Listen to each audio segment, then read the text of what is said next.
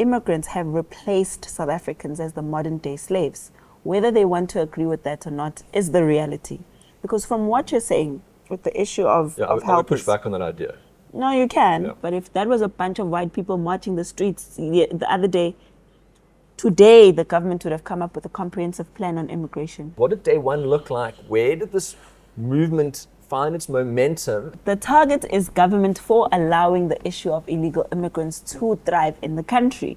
The target is government for not enforcing their own laws. You're chasing immigrants away. No. Do you know what I mean? No. That's not true. Are you Israeli funded? And Yeah. you say definitely not. Is there nothing like that behind the strings? Are you saying we're completely grassroots, completely organic? There is nobody behind us playing puppet master and pulling the strings here? Like it. And if you guys are weak, if you guys have been castrated and cut off at the knees by apathy and addiction, you guys will never be effective. Strong men standing united on Christian values and ready to rebuild this nation.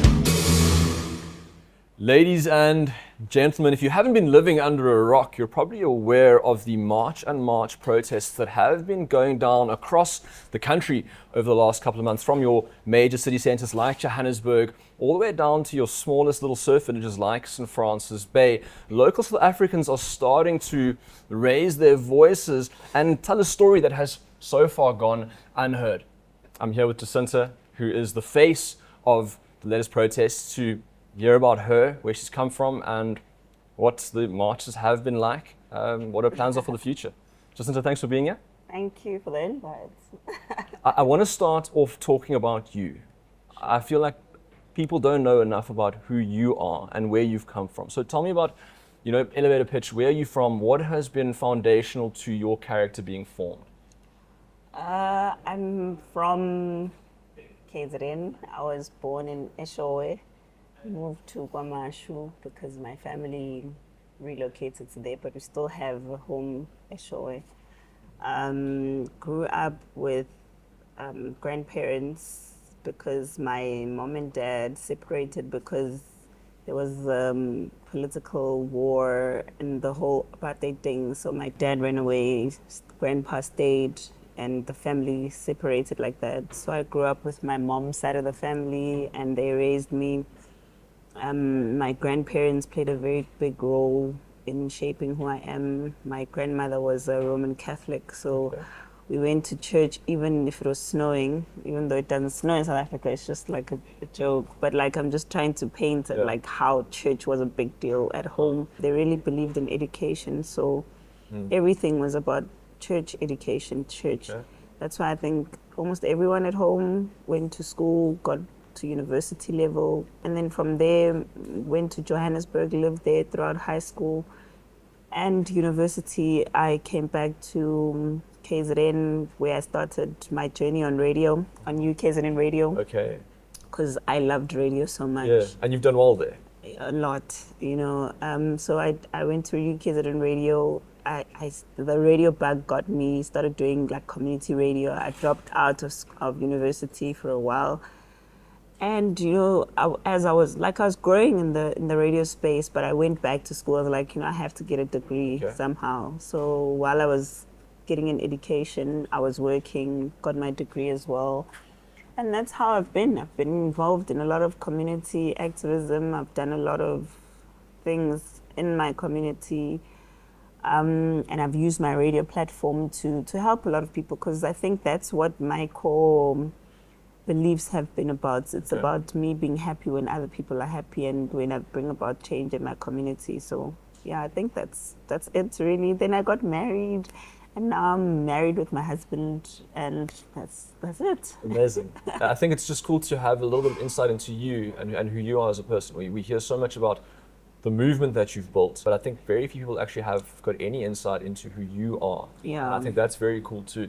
So let's talk about these March and March protests that have come up and that you've been a big part of driving. A couple of months ago, I heard an announcement that there was a Nigerian king that had been appointed or crowned or was being honored in East London. And there was a bit of like a kerfuffle around that, and kind of paid it a little bit of attention, and I thought, flip, that's weird. And then this protest has kind of built, this movement has built over the last couple of months, popping up. How did it start? What did day one look like? Where did this movement find its momentum, and what happened? Yeah, I think it's been a long time coming, if I can tell you. I've been, like I said, on radio for a while. I've had a large following, even on social media. So I used to use my social media for a lot of things. I mean, at once upon a time, I pulled off like a wedding for a couple that didn't have money, just using like radio and social media. So I've been using social media for a lot of things to bring about change in the community, etc. And then this one time, like this thing was consistently bothering me. I was getting a lot of complaints from people about the issue of foreigners, especially Nigerians, etc., etc. But I just felt like it was a normal thing, to get normal complaints like I did on radio. But then, then it was on TV, and there was Sizothola every Sunday. I don't know if you know what Sizothola is. It's actually a TV show that shows drug busts. Okay. Every Sunday. Yeah. Yeah, so every Sunday without fail, there's Nigerians on TV being busted with drugs, etc., etc. And I used to complain about this. It's like my favorite show on TV. But I think the turning point of it all was when I realized that this is just more than just like your normal complaints, because I started having like these wild dreams of children being put in containers and taken out of the country. I used to have those dreams a lot, and I tell my husband, like, no, probably because you just think about this a lot, or pray about it or whatever. Then I remember the last voice that I heard was like, if you don't do anything about this, next time it'll be your child in that container. And I think that day changed my life completely. Because I knew this means that I have to do something about it. Interesting. But funny enough, around that time, when I was having those dreams, a lot of children are going missing, like weekly, like sometimes even not even weekly, like 3 or 4 children a day. People, please help me find my child, I've lost my, etc., etc. And then around that same time, then the killings of the children from the food started happening. The spaza shop. Yeah, poisoned food. Yes. Oh, I lost it when that was happening. I was writing about it every day. Like, the government needs to take this seriously. We were writing to the government, why are you not taking this seriously? Like, children are dying. And remember, these snacks are not coming from local production. They're coming from all those illicit goods that are coming in to our country, unmonitored, etc. So I waited for the president to just say something like, profound, like something presidential. Yeah, this is a problem. We should do 20-something children are dying. Like, do something about it. I was hoping he's going to say, shutting down spaza shops until all the food is regulated. There's only going to be, suppliers that are, approved by government, something. The man goes on TV and says, let's register them. That's it. Okay. And we'll go and research into what. That was the last time he ever spoke about that or those children ever again. And so what was day one then for you? That was it. It was a combination of that. And then I went on social media and I'm like, guys, I'm losing it with this man, And then everyone is like, guys, let's do something about it. We're always keyboard warriors. Come on, Jacinta, we trust you to do something, blah, blah, blah. Everyone on Facebook was like putting their trust in me to do something about this.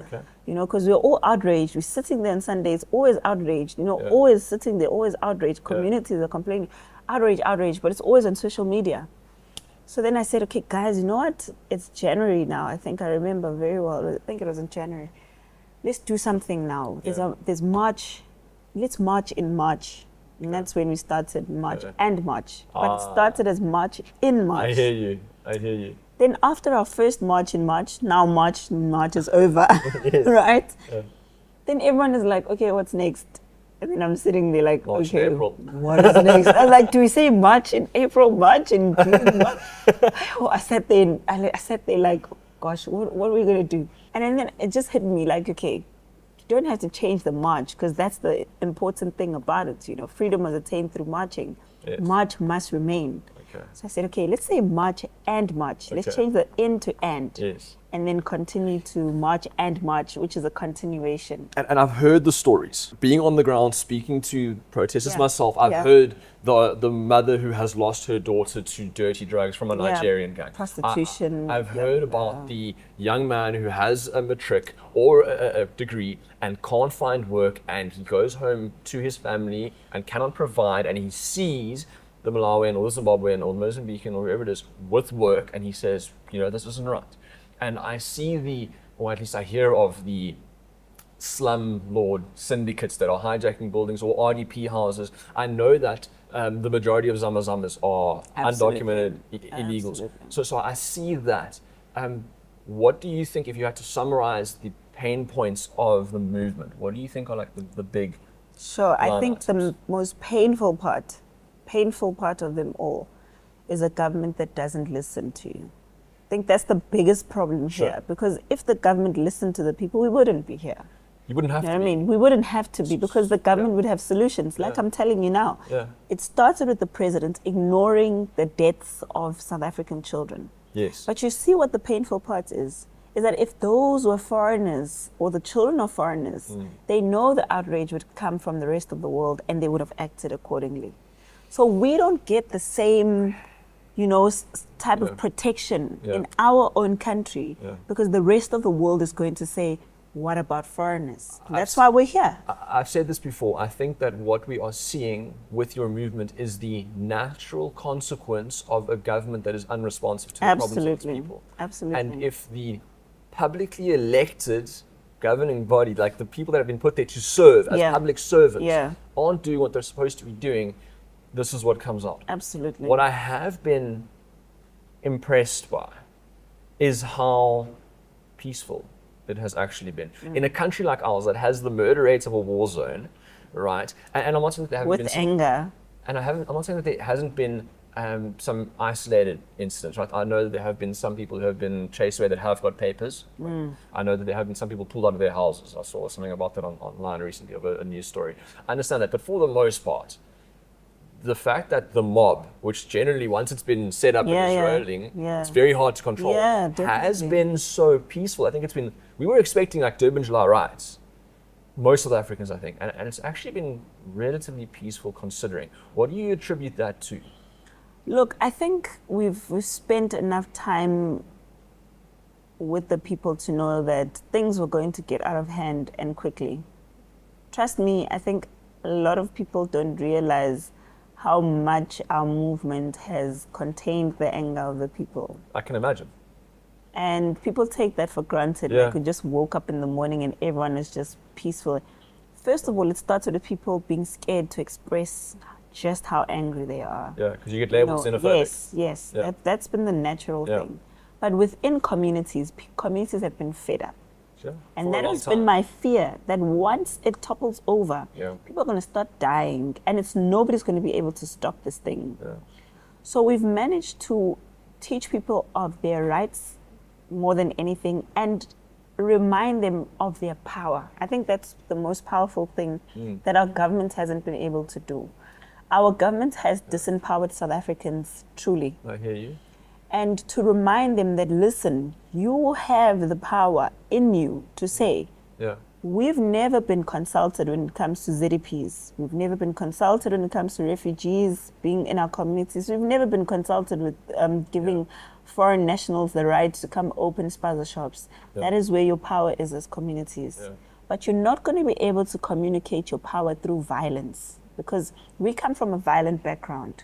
So violence is a natural thing because we've never really rid ourselves of it. And people don't understand why there's so much crime. Because there's so much violence. There's been so much violence in this country from way back. Even when people protest, remember, the government has taught them that for us to hear you, go in the street and burn tires. It's the government's fault. I continue to say this. And so I'm so impressed by that power under control. You've maybe perhaps shown them their power, but it's been a power that's been held under control. It's meekness. That's a pretty important Christian principle to have. Is knowing you have this power. You know why? It's not that difficult, really. South Africans are kind people. And I think Ubuntu is a very important principle to us. People don't understand that the reason we have allowed this to go on for so long is because of that kindness exists. It's in us. It's not something that we have to import from somewhere to pretend that we have.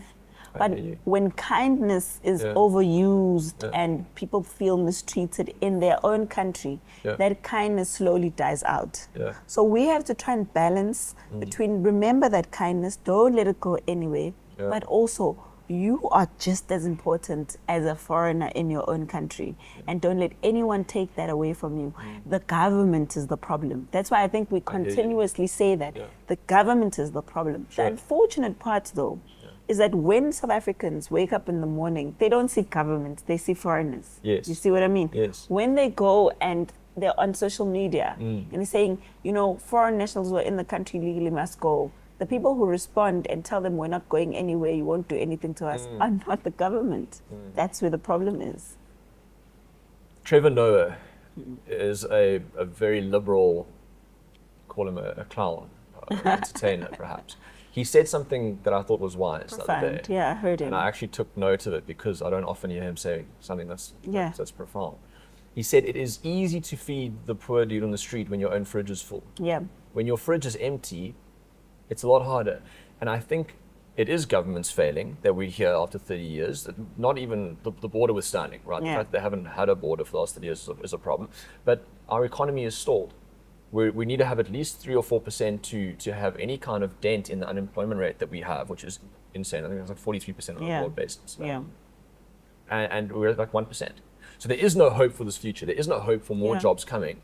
And then what's the natural response that's going to be? It has to be, we've got a problem, and then the focus lands on the immigrant who is taking the job and perhaps does bring some crime and is opening a spaza shop.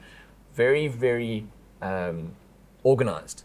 The Chinese, the Pakistanis, the Somalis come in. It's a criminal net. I don't want it to. No, I don't want us to sugarcoat it. Yeah. The spaza shop business has become a criminal network. I agree with it's you. It's no longer a normal business. I agree because with you. if you're killing South Africans who are opening spaza shops because you don't want them to open spaza shops where the areas you think belong to you, your territory, that is a crime network. It's gangsterism. It's not migrants who are poor running away from their conditions in Somalia and Ethiopia and Pakistani and Bangladesh. Big corporations. Very well established.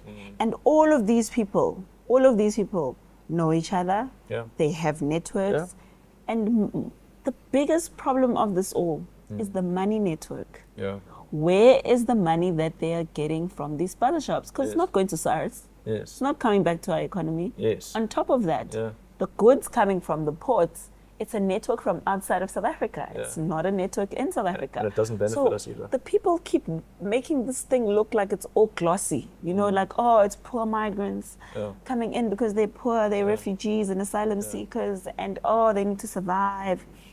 Why would we have more foreigners going to Home Affairs, litigating the department to stay in South Africa and continue getting more rights than migrants actually should? If they don't know what they're doing. They know exactly what they're doing.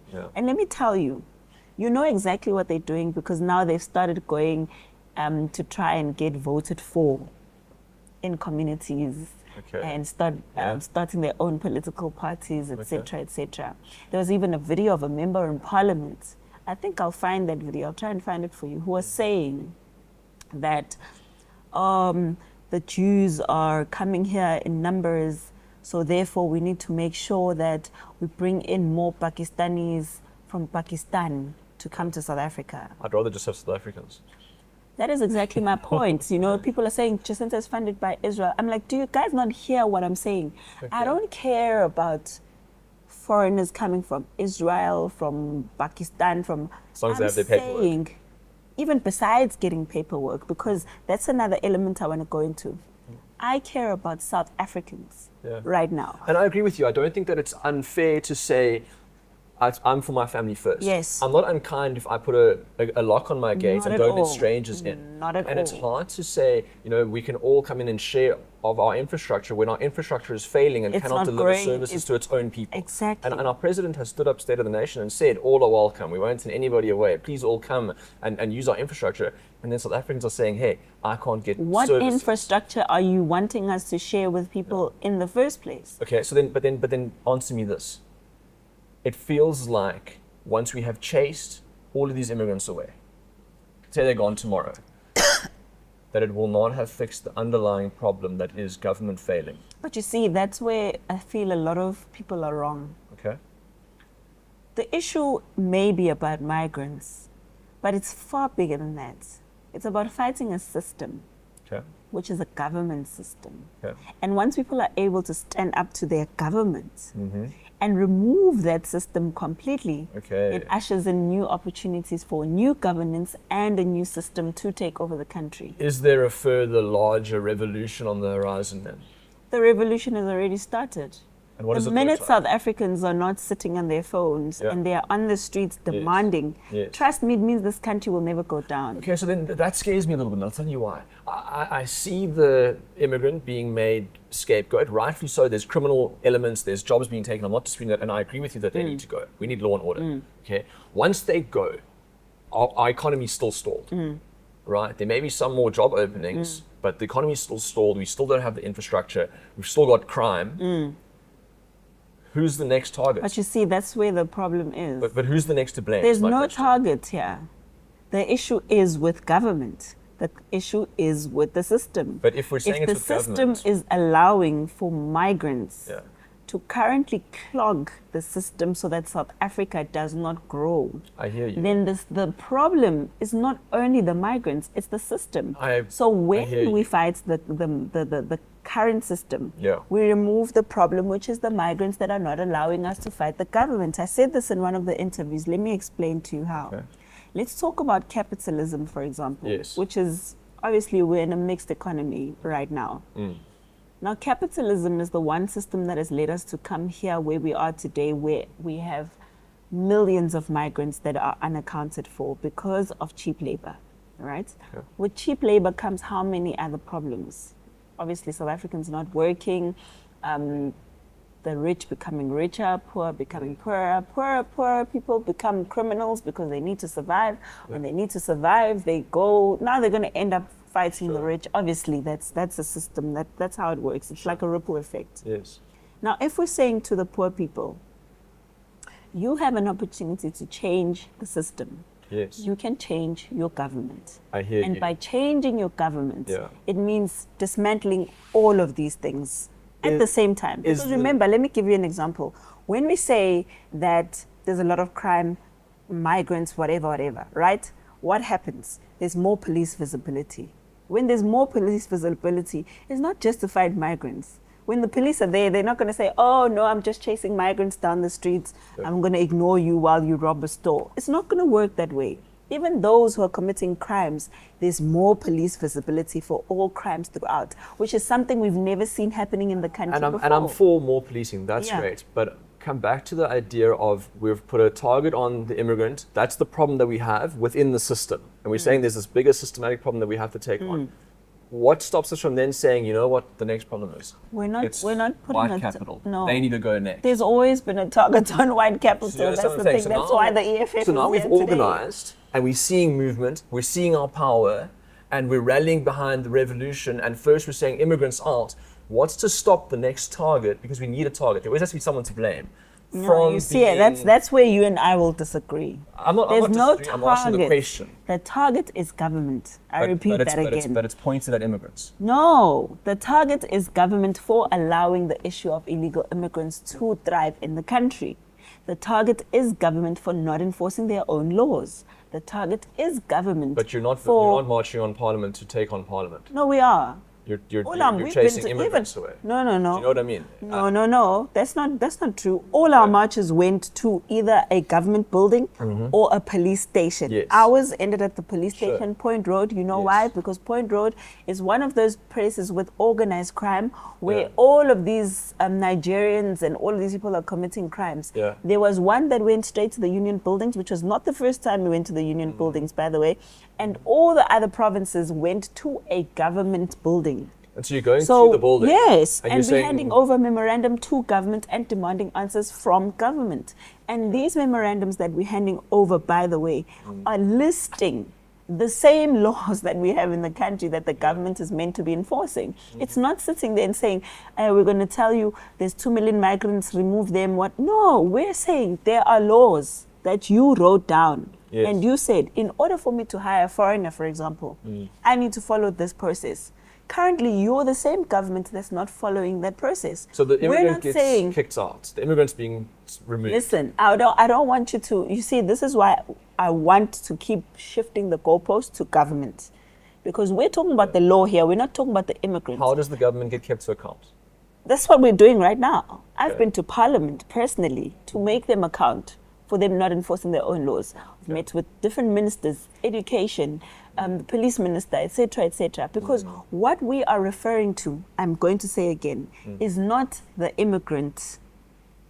It is the laws of the country that don't allow the immigrant to be here.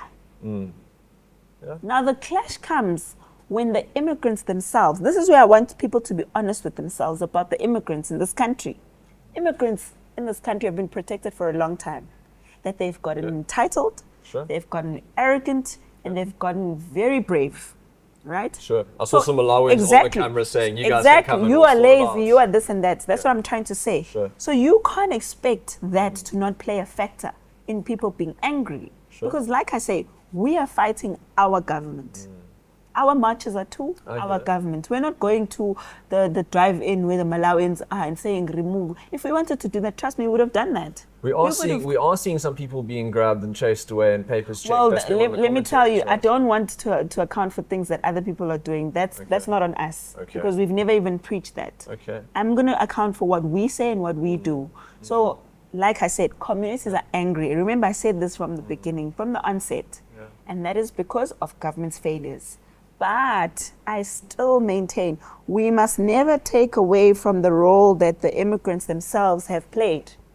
Because if you're in a foreign country Yeah. and you start telling the natives of that country you're not going anywhere, Mandela said this is our country, we are going to. You can't pretend like those people are innocent. And that's the problem No, I have with South I hear Africa. A lot of people are acting like migrants are just these, all of them. And you know, one thing you must have noted, I don't know if you noted this, and it worries me that our government didn't find a problem with that. So many of them are being interviewed. Oh, life is not the same in South Africa. There are no jobs, blah, blah, blah. There are no jobs. Almost all of them are complaining that there are no jobs in South Africa. So what exactly were they doing in the country? How were they surviving? Why are people not asking themselves those questions? Why are they not asking them that question? The flip side is that you have South Africans complaining that all the jobs are going to immigrants. No. Listen to what I'm saying. I'm saying to you, South Africans don't have jobs, right? Statistically, that's been Sure, massive proven, blah, blah, unemployment. blah. Yeah. That's okay. Yeah. But I'm saying we've got people coming from Malawi, Mozambique, Yes. Zimbabwe, Nigeria, all of Yes. this, coming to our TVs. Yeah. I mean, I'm seeing this even on Sigzoktola that I was talking about when they ask Nigerians, why are you selling drugs? Because there are no opportunities. So what are you doing in the country? I think How are you coming for surviving? opportunities. There definitely are loads of immigrants that do Exact, have but listen to what I'm jobs. saying. They're saying they don't have opportunities. There are no jobs. Yeah. No, So they what definitely are they doing in the country? How are they surviving? No, they What are here, means they do they are have to working. survive? And No, some of them are not surviving how because do you of think they're working. surviving? They're just committing crime. Crime. Sure, I don't think that you can say it's the I'm not vast saying majority all of them. immigrants. That's not what I'm saying. I would say it's not the majority. I'm not saying it's majority, but Yeah. I'm saying when you're on TV and you're saying yourself that there are no opportunities in South Africa, there's no means to survive. Yeah. Why is nobody asking, so how were you surviving in South Africa? Nobody's been asking that question. That's Fair my enough. question. Yeah, that's a fair question. Tell me, what do you say to the South African or to the immigrant when the South African says, you're taking my job? Why do you think the immigrant gets the job? Look, I think there's a lot of reasons. I'll start on the lower scale of things, which is something that we know factually. Okay. There's a minimum wage in the country. We know that. There's a lot of unions that have caused problems for people, Cool. especially employers who Interesting. get tired of Yeah. explaining themselves to unions Yeah. because South African employers have protection when they're under unions, and unions Employees you have know, protection. employees, Yeah. yes. And then So our labor law is restrictive. yeah, so our labor Makes it hard to laws hire. make it very hard to treat employees in a certain way. Yeah. So employers will obviously naturally take advantage of an opportunity where they can avoid Yes. dealing with labor unions and dealing with the minimum wage and paying as little as they can. I mean, they How often do you obviously think that do really happens? I've heard that is like a lot. the main There's an argument. entire TV show on it as well, Okay. on TV. So when I where look they at the find industry- hundreds and hundreds of people working in factories, but those are lower level, like I That's said, what I lower think. level entry jobs. I That's can what I'm trying understand to that explain. because any company that's registered with SARS has to account for their salaries to be expensed, needs to be able to show paperwork. But they do hire some South Africans, remember. So they do that, and then they manipulate the paperwork. I think it's a somehow. tough argument to say that everybody's skirting that kind of law. Well, SAWS is one of the few institutions that does work in this our country. conversation in general needs to be cognizant of the fact that we're not talking about everyone. Sure. Even when I talk about Yeah. committing crime, I'm not talking about every migrant committing crimes. I'm just talking about things that we have seen And they are seeing. as Yeah. perpetuating the problem and sure. causing more problems. For sure. Of course, I know a lot of people ask for statistics. There are no statistics because nobody's been doing research on the issue. So I don't understand these people that want statistics. That's the most ridiculous thing I've ever heard. Like, you don't go out and find statistics. Where do you think you're going to get statistics of how many people are working in factories, whatever? But like I said, there's an entire TV show where every week there's about 300, 400 people being removed from a single factory. I look at the private homes. Yeah. And I look at the gardeners and the home cleaners, very often seem to be Zimbabweans, Malawians. And when I ask them, are you being paid less? Very seldom they're being paid less. They're saying we show up when we need to show up and we have the right attitude. The South Africans are entitled. That's not true. I'll tell you why I think it is. Give me a second.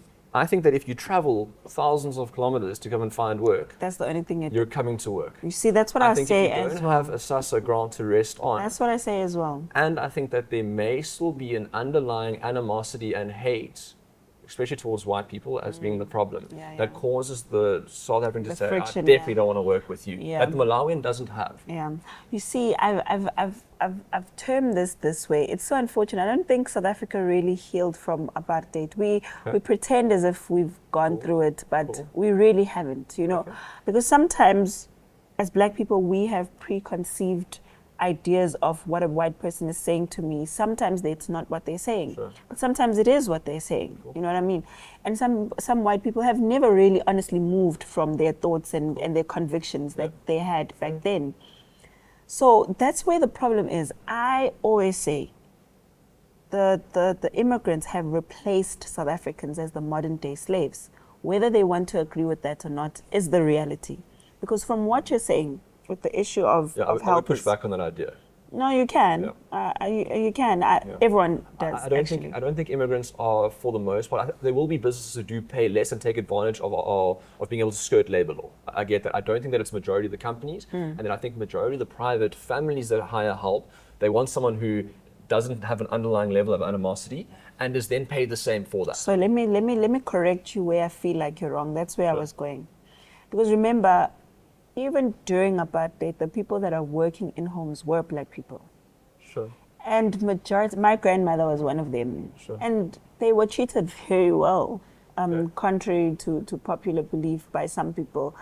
So the home issue for me is not really about the animosity that you're speaking about. Because like I said, the garden boys, the maids, the domestics were South Africans. Cool. Even during that time of serious animosity where people were dying and being killed, etc., right?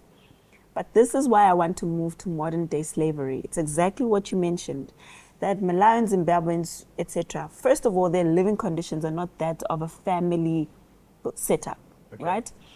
So it's the same with Somalis, Ethiopians who are in these tuck shops. They live in those tuck shops. They breathe in those, they bath inside, they eat inside, right? Unlike South Africans, who when I work, I have to go back home to provide for this particular family. Yes.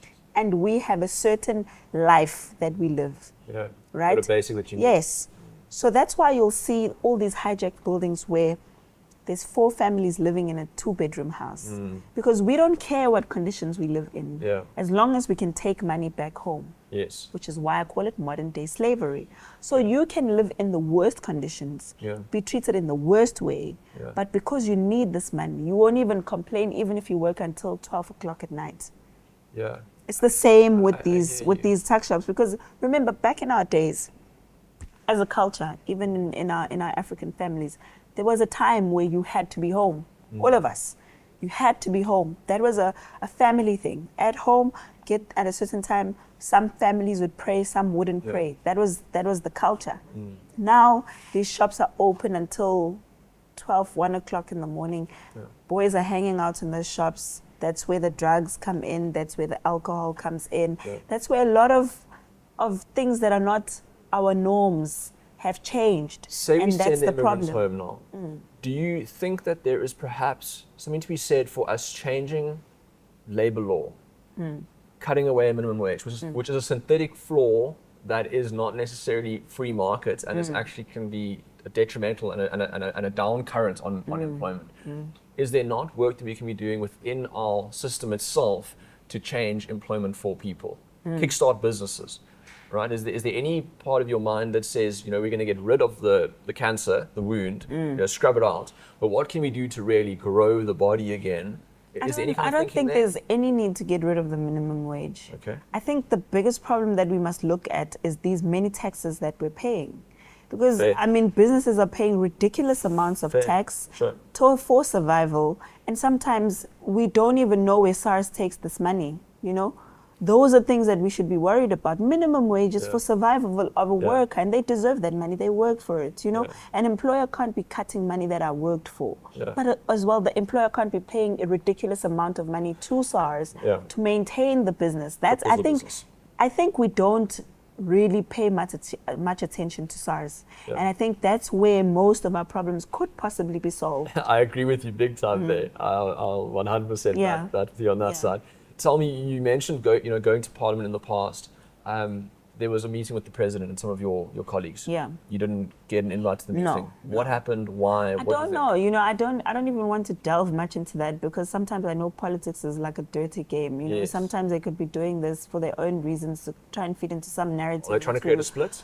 I think, from what I've noted and what I've listened to them when they speak, they say a lot of things about some of these organizations are pushing political agenda, whatever.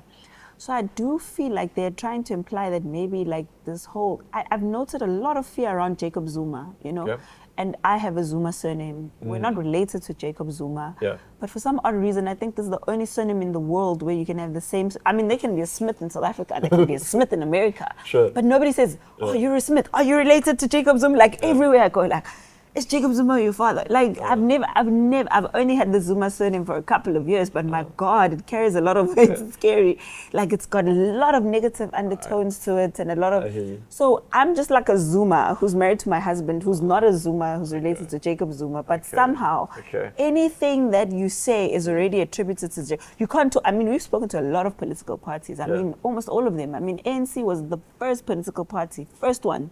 We approached to join our marches. Who has joined? They taught, we've had it, I'll tell you now. So when we approached the ANC, they rejected us completely, right?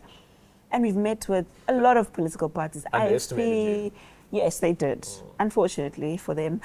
So IFP, we've met with PA, we've met with the DA, we've met with a lot of political parties. Some of them we had to explain who we are, like the DA, they don't get what we're doing. But still, we met them because we're trying to make them understand what we're doing. Yeah. So the minute I met with the MK, or when I spoke at the MK extended an invite to say, come and, we've got a march against this. We know how you guys talk about service delivery. Come and speak. And we made this public. We published the letters to show, okay, the MK is inviting us. I went there, I spoke to the crowd. My God, it was a big thing, But every time, like I went to an Action SA event, it was a big, but not as big as when I was with the MK.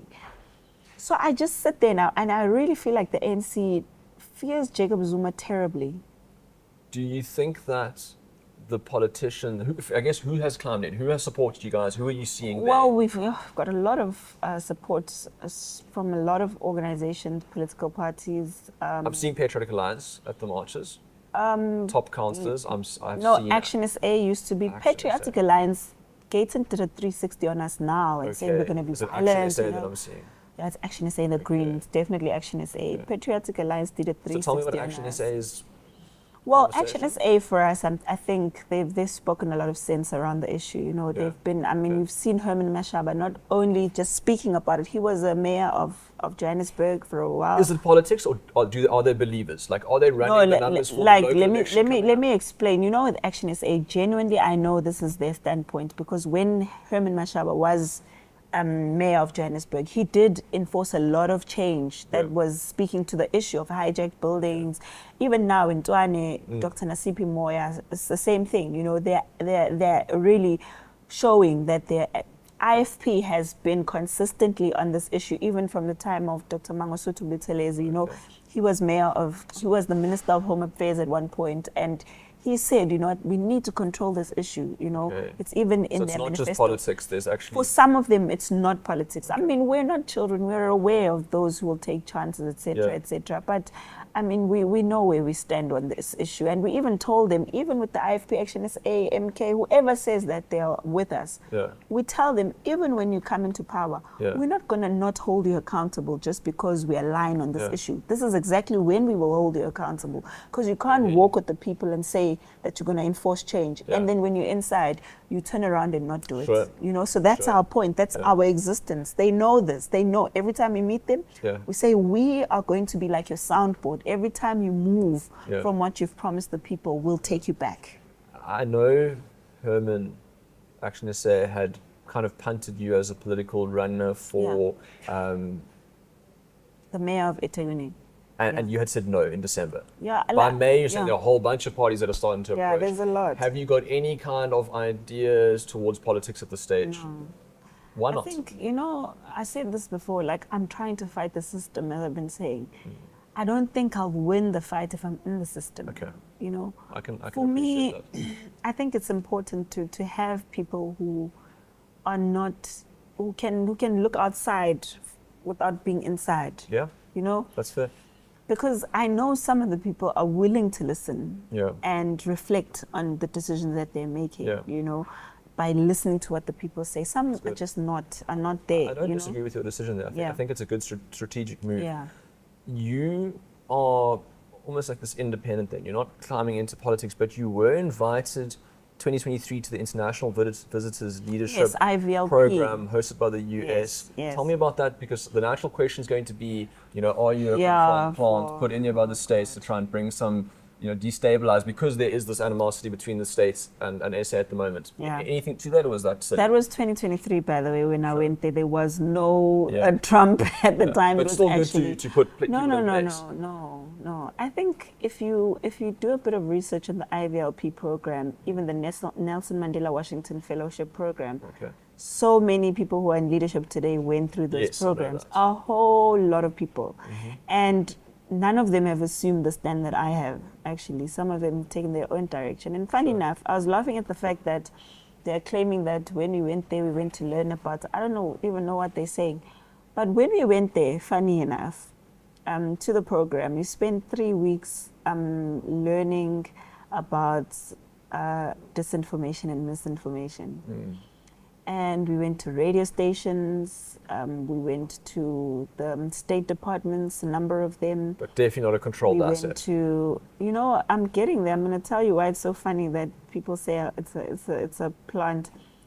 And a number of organizations, and none of them were there to shape our thinking or whatever. Because funny enough, at the time, we were questioning a lot of what America's doing. You know, we even went to train about AI, and they told us, like, it's going to get bad. Like, AI is going to get really bad. Prepare yourselves, etc., etc.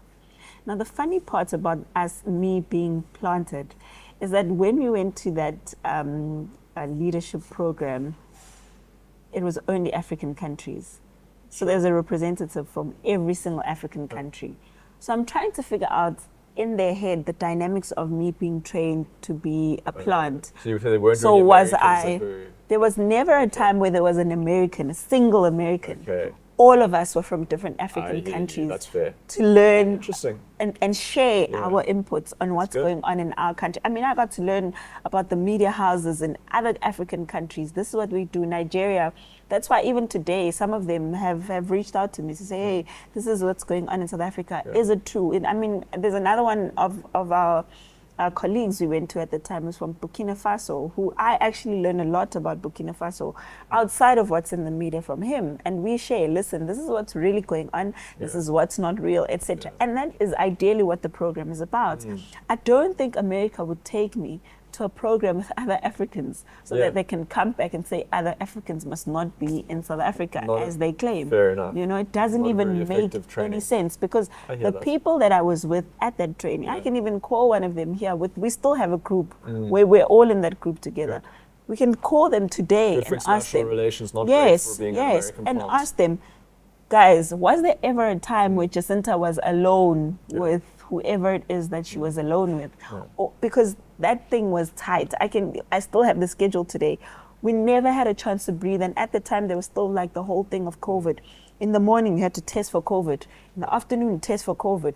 There was a time where, you know, we were moving. We moved from different states. Traveling alone was like a headache. You move from one state to another state. Some days you just want to rest, but you don't, because you've got to go to another studio, another station, and learn another culture, another language, etc., etc. So work with me. We've got limited time left. I want to get through 3 more points. Sure. My last kind of challenging question for you. Yeah. I understand the line that says this is a grassroots movement, grassroots funding. Backer Buddy's got like 13K rands last time I checked. And then it's supposed to be organic. And yet I look at how it's played out and it looks so organized. And it is so expensive to do something like this, flights, accommodation, etc., etc. There have been these comments, you've answered a couple of times saying, are you Israeli funded? And you say definitely not. But I know of guys like, you know, a Martin Moshel, who is a Jewish dude, born in Durban, living in Sydney, made his cash in gaming and gambling, is the largest single donor to Action SA, gave him about 5 bar, was the largest donor to all South African parties in between 21 and 23. I think he was like 16% of all contributions. Is there nothing like that behind the strings? Are you saying we're completely grassroots, completely organic? There is nobody behind us playing puppet master and pulling the strings here? Like it. You know, I say this a lot. I wish someone would fund us. Okay. Then you would really know what a protest is. Okay. First of all, there's this misconception that somehow I was this poor, struggling person who couldn't afford toilet paper before she started doing this. Okay. I'm not doing this out of poverty. All my kids are in private school. I don't use public health care. I don't. That's the life I lived even before starting March and March. Sure. And it's not going to change because now I'm doing March and March and what. Yeah. The reason I relate to everything that's going on is because, like I said, of my upbringing. Yes. And the fact that I still have a home where I'm still normal. You know what I mean? And we love South Africa. Life might have changed for me, but I wanted to change for as many people that it can change. I hear you.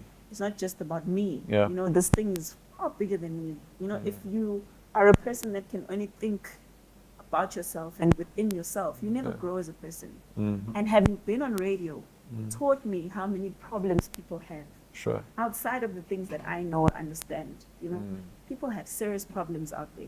Yeah. Now, when they say there's flights and I've booked my own flights, I've booked my own accommodation. My husband has been able to take care of me and everyone because it's a flight. You know, I mean, I was traveling even before doing March and March.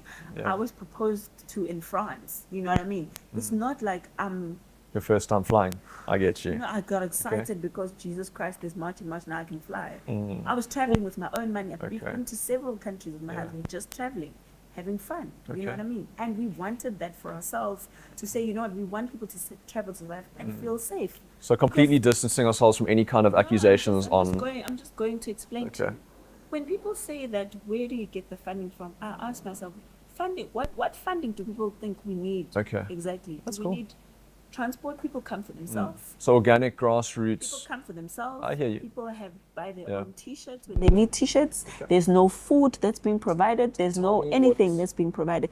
But we do have people that say, for example, when we had a stage now at the protest that we just had, that stage was massive. We're never going to afford that, you know. But there's business people who say, listen, I don't want anyone to know, but I'm going to pay for the stage. And we don't ask for that money for ourselves because we know they are also afraid that the minute they deposit money to us, when they check our records, they're going to say, oh, this one was funding the money, so therefore the money is good. So we say, you know what, pay for the stage, pay for the water, give us the water. That's all we want. Limited and too specific. Trust me, listen to what I'm saying. You know, if we had funding, sure, South Africa would not move for days. Do you think you'd be more effective in what you're... Beyond effective. Okay, so tell me, what does the plan look like next? Where are we going from here? I don't know who whoever you just mentioned is, but if we can get him to sponsor me with just like that 2 bar, trust and believe me, the government will respond to what the people want. Because I think that the problem here is that we've got a government that doesn't respond to poor people.